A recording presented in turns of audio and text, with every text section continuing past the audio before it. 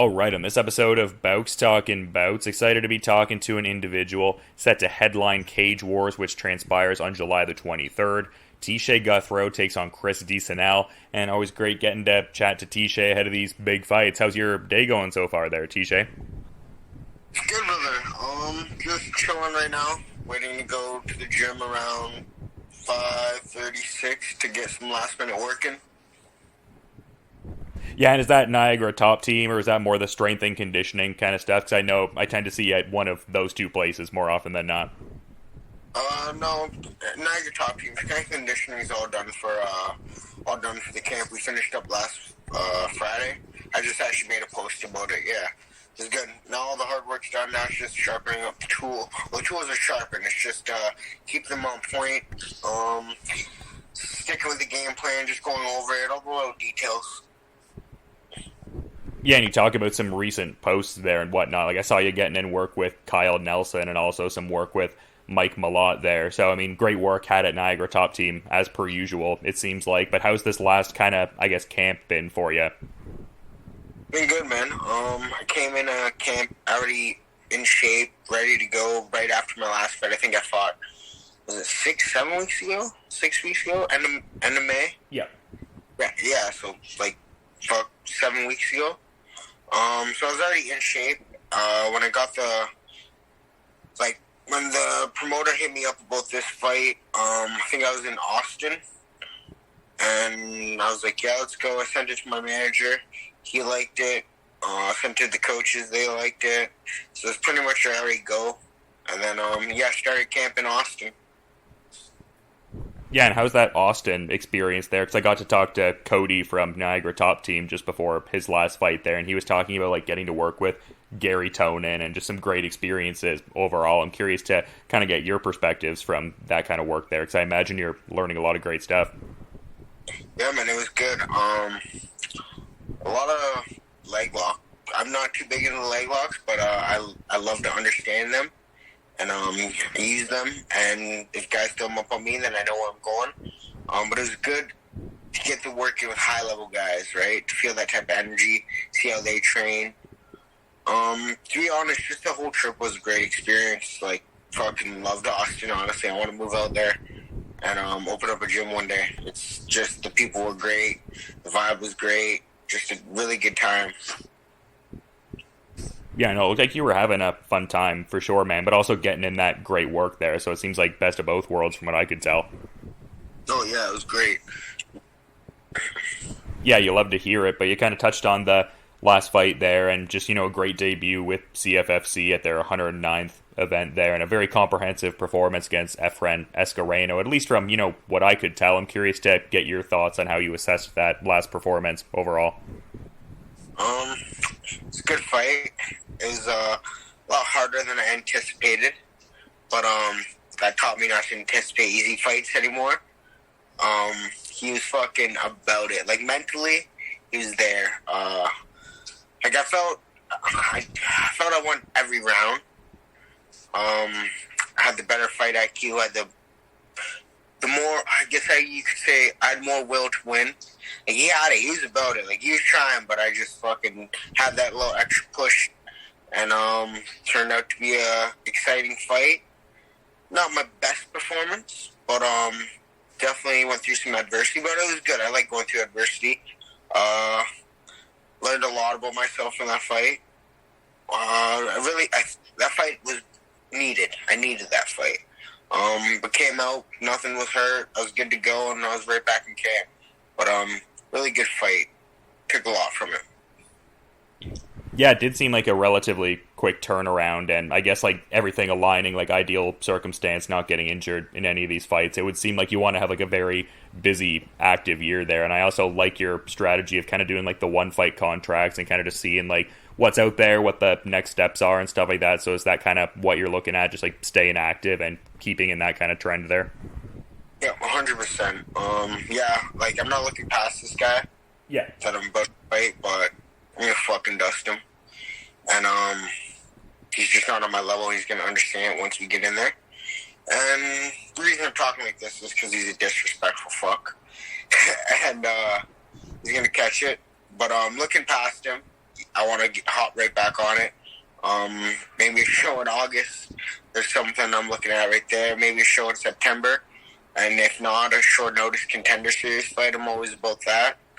But yeah, just keep on taking fights, stay healthy, come out the cage untouched, and put on highlights. And the UFC will come. Just got to keep doing what I'm doing. That's interesting. I mean, maybe I just haven't seen anything necessarily, but you talk about him being disrespectful there, and it seems like he's said some certain things that are egregious or posted certain things or something. Like, what's kind of, led you to describe him in those kind of terms? He just was talking shit up. Like, I was going to start talking shit, but I'm like, I'm just going to let it be, you know what I mean? I'm not one to start it, but I'm definitely down for it. And then, he's talking shit about, he made a post about my team, me, on his story, and I was like, oh, is this supposed to be, you talking shit? He's like, oh, it's some talk shit back. So then he started going off, and I'm like, I'm not one to talk shit, like, through Messenger. I don't care about that. Like, it is what it is. I'd like to do it for the fans, for the entertainment of the sport, right? But then he got personal because I wasn't giving him what he wanted. Like, I found out he's emotional, and I was just getting one-liners, you know what I mean, laughing at him, and he's just really uneducated, I feel, and dumb. But that's why he tried to go personal, because he couldn't catch a reaction out of me. So he wanted to talk about my family, my girl. So I just let it be from there. But then I started talking some shit the next day. I made some posts just to get at him, you know what I mean? Because I could tell he reacts. It went the opposite way he thought. He was trying to get me to react, get me all upset. But I'm a happy motherfucker. And I'll be smiling when I'm in that cage, and I'll be talking to him like I always do. But this time it's not personal. It's gonna be business. But after I dust him, no respect. I'm not shaking his hand, not giving him a hug like I normally would. I mean, I respect people, but if you want to talk personal, put you out in front of your home crowd, and that's it. Make your fans my fans. Yeah, it seems like the beefing in the Messenger has been a little more prevalent for you as of late, like with like the whole Michael Imperato thing and stuff like that too. That's what I mean. It's like, it's just funny. These guys are just clowns, I guess. They're very, I don't know. All these guys that I'm like talking shit to are very dumb. And it's like hard to even talk shit to. Like, I don't like to call people dumb, but they're fucking dumb. Like, they just, like, it's hard to even talk shit with someone because they don't get it. Like, it's like they're not intelligent enough to have good comebacks. They can't, like, I don't even know. Like, Imperato, clearly you've seen him come at me. He's like, oh, you know what I mean? And I was just laughing. I don't know if you've seen that post.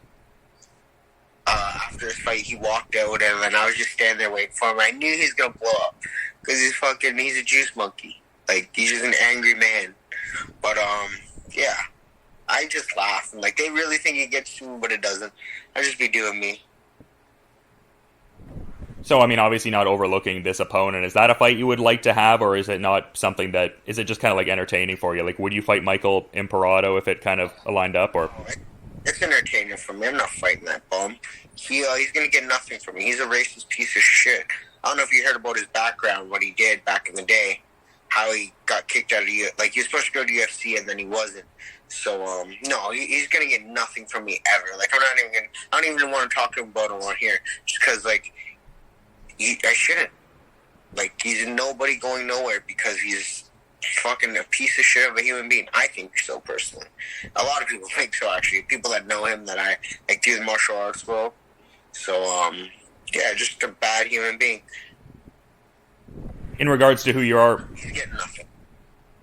Yeah, no, fair. I get what you're laying down in the sense of it not being the next opponent there. But, to that point, I mean, you talk about it, him being disrespectful, but at the same time looking at it as business. And I've always known you as a guy to get in, like, a level of studying your opponent, like, with your coaches as well there. Like, have you kind of checked out some of his previous fights with, like, Bellator and CFFC and some of the other previous leagues there, like Ring of Combat and stuff like that? Like, what do you think he brings to the table skill set-wise from what you can tell? Like, what does Chris Disonell do well? Oh, Chris Disonell. He's good everywhere. Like, he's good everywhere. Like, everywhere except for his wrestling. I don't think he's that good at wrestling. His boxing, he's not a big kicker. Like, he's okay everywhere. Let's say that. But I'm better everywhere. You know what I mean? Like, he's good everywhere. Like, I gotta respect him everywhere. But, like, right when we took this fight, my coach was like, he's good everywhere, but you're better everywhere. So we can take this fight wherever you want, whenever you want. When you feel the time is right to shoot, shoot. When you feel the time to pressure, pressure. You know what I mean? I'm going to control the fight from start to finish. And that's how it's going to go. If there's some adversity, I deal with it, analyze it, and overcome it. And then I fucking keep winning. That's it. Yeah, you talk about the wrestling part of it. It seems like that's like such a large component in the broader game of everyone at Niagara Top Team, really. Like just that Chris Prickett work and like the Brock University wrestling team. Like how much of an important variable is that? Because it seems like such a key thing for really everyone that works there a lot. Oh, it's the key thing just in MMA, to be honest. Like me and my coaches always talk about it. The better wrestler controls where the fight goes, either standing or taking someone down. That's really it. Like Kamaru, he's the best in the world. Volkanovski, like he's not known as a wrestler, but he takes guys down, beats them straight. He can control if it's up or down.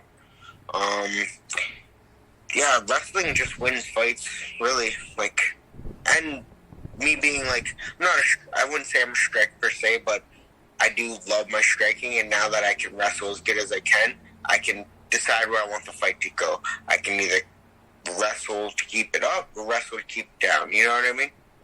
So it gives me the opportunity to decide where I want the fight to be. Yeah, in terms of where the fight was decided to be, in terms of, overall card placement, it must be a cool, component with it being like a main event sort of fight there. Like, do you enjoy that part of it? Like, is that to you indicative of like the progression in your career, or like how do you look at that, I suppose? No, 100%. I was pumped when they asked me for main event. They actually asked me for a title fight first, and then I thought about it. I was down, and then I was like, wait, 5 rounds, more work. Like, I'm going to do the work anyways, but I mean, it's more sparring rounds and shit. So I asked for more money. They weren't really about it. So then I was like, okay, we'll just do a main event fight. And then I talked to my coach. He was like, fuck it, let's do title fight. And I was like, okay, let's do it.